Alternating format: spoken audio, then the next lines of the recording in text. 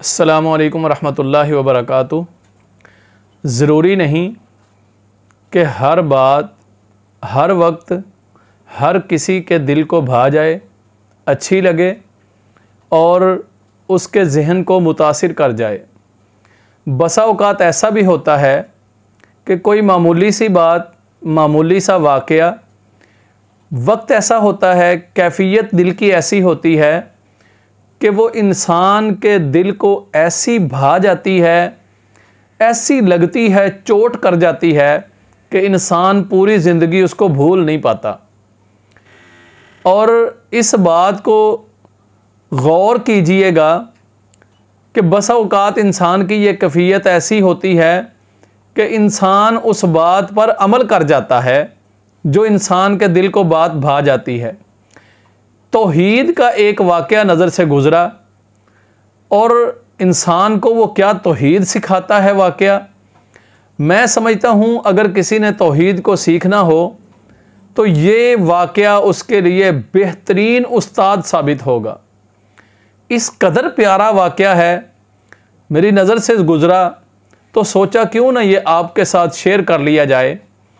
واقعہ کچھ یوں ہے کہ سلیمان بن عبد الملک بن مروان خلیفہ تھے اور ان کے بھائی ہشام بن عبد الملک بن مروان یہ بھی خلیفہ گزرے ہیں، اور ان کی خلافت کا دور ہے، اور وقت کے عالم دین، علم کا ایک پہاڑ اور زہد و تقوی کا ایک مینار ثابت ہونے والے سالم بن عبداللہ بن عمر رضی اللہ عنہ، یعنی عمر فاروق رضی اللہ عنہ کے یہ پوتے ہیں، اور زہد و تقوی ان کا کیا کہنے، اس کے پورا جگ جانتا تھا اس کو۔ ہوا کچھ یوں ہے کہ یہ سالم بن عبداللہ بن عمر رضی اللہ عنہ یہ حج بیت اللہ کے اندر مصروف ہیں، سادہ سے بندے تھے، اور میں سمجھتا ہوں یہ بھی علم کا ایک حسن ہے کہ جس کے پاس علم ہوتا ہے اس کو سادگی ضرور دیتا ہے۔ وہ سادگی تھی ان کے اندر بھی۔ جوتا ہاتھ میں پکڑا ہوا ہے اور طواف جاری ہے بیت اللہ کا۔ اب ہوتا کچھ یوں ہے کہ ہشام بن عبد الملک بن مروان وقت کا بادشاہ ہے، خلیفہ ہے، وہ بھی اسی دوران حج بیت اللہ میں مصروف، طواف میں مصروف اسی جگہ پر موجود ہے، اور یہ طواف کے دوران طواف کرتے کرتے ان کی نظر پڑتی ہے سالم بن عبداللہ بن عمر رضی اللہ عنہ پر۔ اب یہ نظر جب پڑتی ہے تو آ کے ان کے پاس رکتے ہیں اور ان کو مخاطب کر کے کہتے ہیں کہ سالم، کسی چیز کی ضرورت ہو تو ضرور کہیے گا۔ جس طرح عموماً ہوتا ہے کہ کوئی مالدار آدمی کسی نیک آدمی کو دیکھتا ہے تو اس کا جی چاہتا ہے کہ اس کے کسی کام آ جاؤں، اس کی کوئی دعا لے لوں، تو اسی کوشش میں یہ ہشام بن عبد الملک جو ہیں وہ آئے ہیں سالم بن عبداللہ بن عمر رضی اللہ عنہ کے پاس، اور آ کر کہتے ہیں کہ کسی چیز کی ضرورت ہو تو بتلائیے گا۔ تو سالم بن عبداللہ رضی اللہ عنہ بن عمر رضی اللہ عنہ کا جو آگے سے جواب ہے وہ بڑا دلچسپ ہے۔ کہتے ہیں کہ مجھے رب کے گھر میں کسی اور سے مانگتے ہوئے شرم محسوس ہوتی ہے۔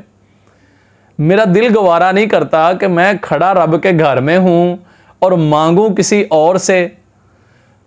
متاثر بڑے ہوئے ہشام بن عبد الملک، اور دل کو بات لگی، چوٹ کر گئی، تھوڑا سا سبکی بھی محسوس ہوئی، تو دل میں یہ بات بیٹھ گئی کہ چلو اس بندے سے باہر ملتے ہیں۔ اب ہوا کچھ یوں کہ یہ طواف جب مکمل ہوا اور دونوں نے طواف مکمل کیا، سالم بھی نکل گئے ہیں باہر، اور یہ خلیفہ ہشام بن عبد الملک یہ بھی ان کے پیچھے ہیں، یا غالباً پہلے سے جا کے انتظار کیا یا جو بھی بنی ہے صورتحال۔ بہرحال باہر جا کے پھر ان کو ملتے ہیں اور جا کے دوبارہ سے ان سے پوچھتے ہیں کہ سالم، اب تو رب کے گھر سے باہر آ گئے ہو، اب تو بیت اللہ میں نہیں ہو، اب تو حرم سے باہر ہیں ہم، تو اب بتلائیے کوئی چیز ضرورت ہو، کوئی آپ کو جو میں دے سکوں۔ تو سالم کہتے ہیں، جواب یہاں پہ بھی بڑا دلچسپ ہے، توجہ کیجئے گا۔ سالم کہتے ہیں کہ آپ کی مراد دنیاوی ضروریات سے ہے یا اخروی ضروریات سے ہے؟ آخرت کے اندر میرے کسی کام آ سکتے ہیں یا دنیا کے اندر میرا کوئی کام کر سکتے ہیں؟ تو حشام بن عبد الملک کہتے ہیں کہ میں آخرت کا تو کچھ نہیں کر سکتا، میرے بس میں نہیں ہے، میرے اختیارات میں نہیں ہے، البتہ دنیاوی کوئی ضرورت ہے، دنیاوی کوئی آپ کی چاہت ہے، تمنا ہے، تو وہ میرے کنٹرول میں ہے، اختیار میں ہے، اس کو میں پورا کر سکتا ہوں۔ سالم بن عبداللہ بن عمر رضی اللہ عنہ کہتے ہیں کہ یہ دنیا میں نے آج تک اس سے نہیں مانگی جو اس کا مالک ہے، یہ جس کی ملکیت ہے، جس کے پاس اس کا کنٹرول ہے، اس کے خزانے ہیں، میں نے آج تک اس سے بھی یہ دنیا نہیں مانگی۔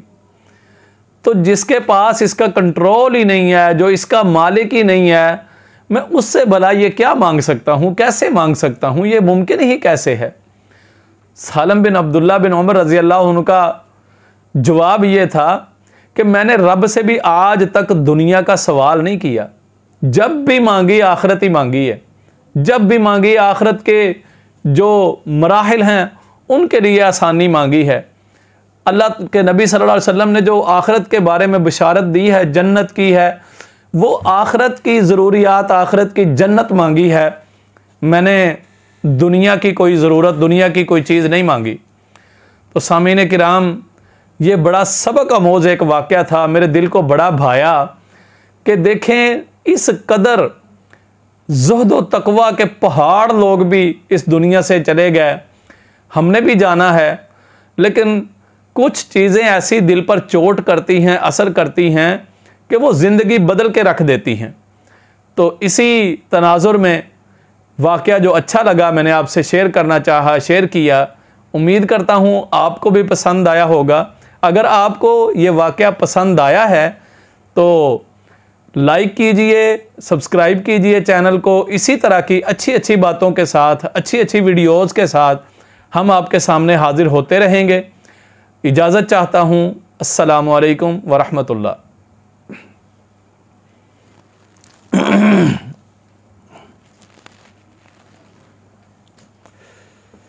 تکیہ کڈ کے ایک واری کری پیچھے نو، پھر مما نو کہہ بھی دروازہ کھول ہی دے جن گزرنا تھا۔ بند کر دی، کر دو بند، بند کر کے دوبارہ چلاؤ۔